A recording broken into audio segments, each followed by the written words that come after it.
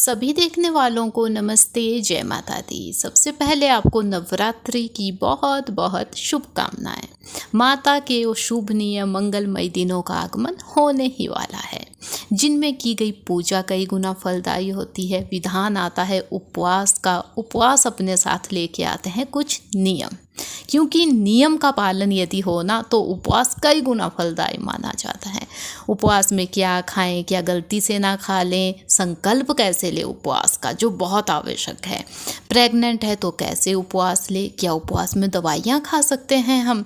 साथ ही साथ उपवास खोलने के समय हमें किन चीज़ों का ध्यान देना है, ये भी बहुत आवश्यक है। तो आइए चलते हैं सब कुछ जानने। सबसे पहले हमें संकल्प लेना चाहिए। किसी भी उपवास से पहले संकल्प लिया ही जाना चाहिए।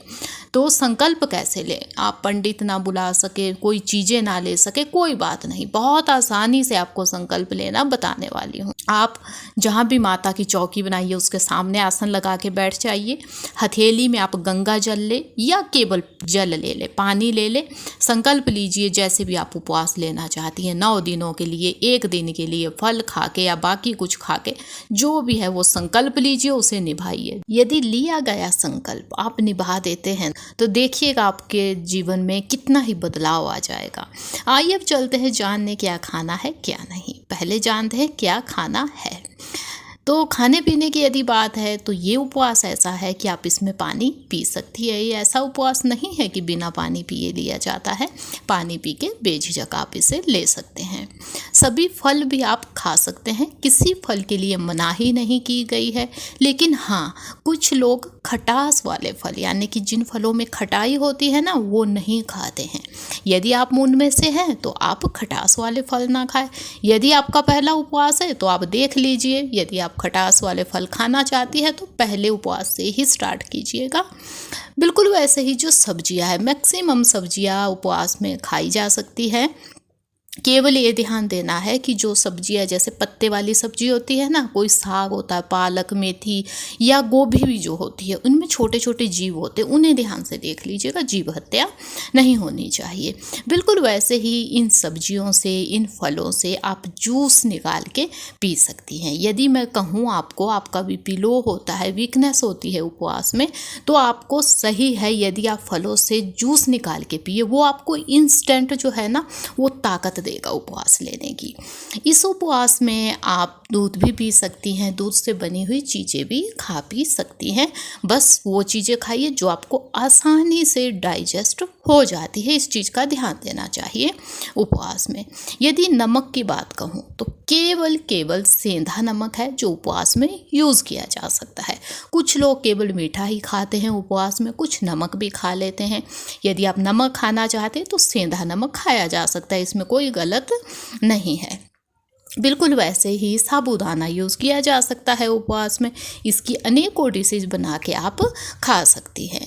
बिल्कुल वैसे ही जो उपवास के चावल होते हैं ना, जिन्हें सामक या समा के चावल कहते हैं, इनका यूज़ भी किया जा सकता है। बस ध्यान ये देना है कि छांट ले, कोई अशुद्धियाँ इसमें ना हो, इतना ध्यान दीजिएगा। मतलब कई दिनों का लाया हुआ चावल होते हैं ना, कभी कई दिनों का लाया हो, वो यूज़ मत कीजिएगा। अशुद्धियाँ आजकल के मौसम में हो जाती है। मखाना भी यूज़ किया जा सकता है। मखाने से बनी हुई अनेकों डिशेज बना के आप उपवास में खा सकती हैं। बिल्कुल वैसे ही जो मूंगफली होती है, मूंगफली को भी उपवास में खा लेते हैं, तो इसका भी यूज़ किया जा सकता है। यदि मेवों की बात कहूँ तो सभी मेवे खा सकते हैं। बस वही बात है, खटास वाली चीज़ें नहीं खाते हैं तो खट्टे मेवे मत खाइएगा। अब जो उपवास वाले आटे आते हैं, इन्हें वैसे आप खा सकते हैं, लेकिन यदि मैं आपको सलाह दूं तो जो सिंघाड़ा या कुट्टू होता है, यदि आपको साबुत वो मिल सके तो साबुत उन्हें लाइए। उसके बाद यदि खुद आप उन्हें पीस सके तो सबसे सही है। देखिए, ना तो कोई अशुद्धियाँ वैसे होंगी।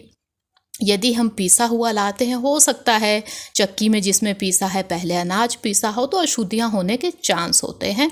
तो ये आप अपने हिसाब से देख लीजिएगा, यदि हो सके तो खुद पीसिएगा। अब आप यहाँ पे जो धनिया है, पुदीना है, उनकी चटनी बना के भी खा सकती हैं। यदि आपको कुछ ऐसा लगे ना कि कुछ चटपटा सा हो तो आप चटनी बना के खा सकती हैं। यदि सबसे सही मैं कहूँ उपवास में खाने पीने के लिए तो वो है कोकोनट का जो पानी आता है, सबसे सही है। यदि आप ये पी सके आपको ताकत भी देगा उपवास लेने की। यदि मैं बात कहूँ आलू की तो सबसे ज़्यादा उपवास में यूज़ होता है आलू। इससे भी आप अनेकों डिशेज बना के खा सकती हैं। अब क्या चीज़ें हमें गलती से भी नहीं खानी है यदि उपवास लिया है तो देखिए, उपवास लिया है ना, अनाज तो आप कतई खा नहीं सकते हैं ना, तो कोई सा भी अनाज या दालें आपको उपवास में नहीं लेनी है। सफ़ेद नमक भी आपको उपवास में नहीं लेना चाहिए, इससे उपवास खंडित हो जाता है। यदि नॉन वेज चीज़ें किचन में बना भी लेते हैं खाना तो क्या, तो वो भी बहुत अशुभ माना गया है। बिल्कुल वैसे ही लहसुन प्याज जो तामसिक भोजन में आता है, इसका यूज़ भी बिल्कुल नहीं होना चाहिए उपवास के खाने में। अब बात आती है टमाटर नींबू की, क्योंकि ये खटास वाली चीज़ें हैं। वैसे ये यूज़ की जा सकती है, लेकिन जो लोग खटाई नहीं खाते हैं उपवास में वो इन्हें लेने से बचें। तो इनका जूस या इनका कहीं भी यूज़ नहीं होना चाहिए यदि आप खटास वाली चीज़ें नहीं खाते हैं। अब मैं ये भी बता दूं कि जो पैकेट बंद मसाले आते हैं पीसे हुए, वो उपवास के खाने में यूज़ नहीं होने चाहिए। इस चीज़ का ध्यान देना है आपको। उसके बाद जो भी खाना आप खाएं, ज़्यादा तला भुना हुआ ना खाएं। सबसे ज़्यादा ध्यान जो आपको देना है कि कोई भी नशे की चीज़ें आप उपवास में ना ले, बचें इनसे। यदि उपवास भी ना ले सके तो नशीली वस्तुएं ना ले, इसी का संकल्प ले ले कि हम नशा नहीं खाए पिएंगे, तो भी उपवास ही माना जाएगा। यदि आप उसे निभा देते हैं तो आपको उतना ही फलदायी होगा जैसे कि एक उपवास लेने वाले के लिए। उसके बाद आपको पैक फूड नहीं खाना है। कभी हमसे गलतियाँ होती है, उपवास लिया, हम यहाँ वहाँ से खाना मंगवा के खा लेते, उसमें अशुद्धियाँ हो सकती है, ये आपको नहीं खाना है। कहीं होटलों में जाके भी आपको बिल्कुल नहीं खाना है। वहाँ भी हमें नहीं पता है कि लहसुन प्याज का यूज़ हुआ है या कैसे खाना बना है, कौन सा तेल क्या यूज़ किया है, तो बचे यहाँ वहाँ जाके खाने में भी। इस चीज़ का भी आपको ध्यान देना चाहिए जब उपवास लिया हो। बिल्कुल वैसे ही यदि जूस की बात मैं कहूँ, मैंने आपको बताया ना कि जूस पी सकते, लेकिन यहाँ वहाँ जाके आपको जूस नहीं पीना है। पैकेट बंद जूस बिल्कुल ना पिए, उसमें अशुद्धियाँ होती है तो वो आपको बिल्कुल नहीं लेना है। उपवास खंडित होने के चांस हो जाते हैं ऐसे। बिल्कुल वैसे ही जो मैंने सब्जियां, पत्ते वाली सब्जियां कही ना आपसे, तो पत्ते वाली सब्जियां खाने से बचना है आपको। इनमें कुछ ऐसे जीव होते हैं जो हमें नहीं भी दिखाई देते हैं, तो इन्हें खाने से बचें। साथ ही में जो भी आप खाएं, यदि आपके पास कोई चीज़ ना हो, कभी हमें होता है ना कोई चीज़ नहीं है, हम अड़ोस पड़ोस से मांग लेते हैं, तो मांग के बिल्कुल ना खाएं यदि आपका उपवास है। उपवास खोलने के टाइम यदि कोई चीज़ नहीं है तो मांग के आपको नहीं खानी है, बेशक आप कम खा लीजिए।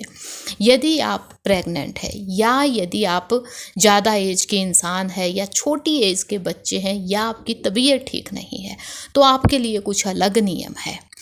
आपको ये ध्यान देना है कि आप पूजा कीजिए। यदि ना उपवास ले सके कोई बात नहीं, आप पूजा कीजिए। तो आप की सेहत यदि सही नहीं है, सबसे पहले स्वास्थ्य ही होता है ना, लेकिन यदि आप लेना ही चाहते हैं तो आपके लिए कोई समय निश्चित नहीं है। आप जब आपका मन हो, आपको वीकनेस लगे, आप कभी भी जूस पी सकती हैं। कितने भी टाइम आप जूस या फल या चाय कॉफ़ी लेते हैं यदि, तो वो सभी ले सकते हैं। आइए अब चलते हैं जानने कि जब उपवास हम खोलते हैं, यहाँ हमसे कुछ गलतियाँ होती है, तो कैसे उपवास खोलना चाहिए। देखिए, जब उपवास खोलना यदि 1 दिन का लिया है, शाम को खोलते हैं या 9 दिन के बाद खोलते हैं, जैसे भी लिया है आपने, तो जो भी आपने खाना बनाना है वो सात्विक भोजन होना चाहिए, मतलब जिसमें लहसुन प्याज ना हो। शुद्ध भोजन बनाना, खुद ही बनाना है आपको। जो भी बना है सबसे पहले माता को आप चढ़ाइए, पूजा कीजिए, उसके बाद आप उपवास खोलिए।